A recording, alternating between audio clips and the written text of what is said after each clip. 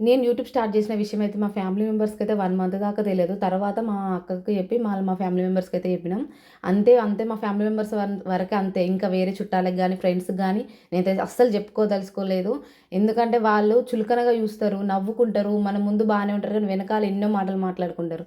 అందుకనే నేనైతే ఇంతవరకు వాట్సాప్ స్టేటస్, ఇన్‌స్టా బయోలో మాత్రం లింక్ అయితే అస్సలు పెట్టలేదు. నేను ఎవ్వరికి కూడా చెప్పుకోలేదు నేను నా యూట్యూబ్ ఛానెల్ ఉంది, సబ్స్క్రైబ్ చేసుకోండి అని.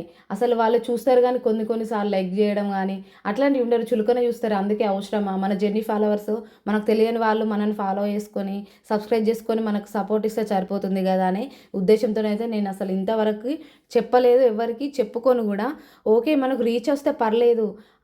ఆ రీచ్ వచ్చే వరకైనా వాళ్ళకి ప్రాణం ఆగదు. ఏమైంది? అదా, ఇదా అని హేళన చేస్తూ ఉంటారు.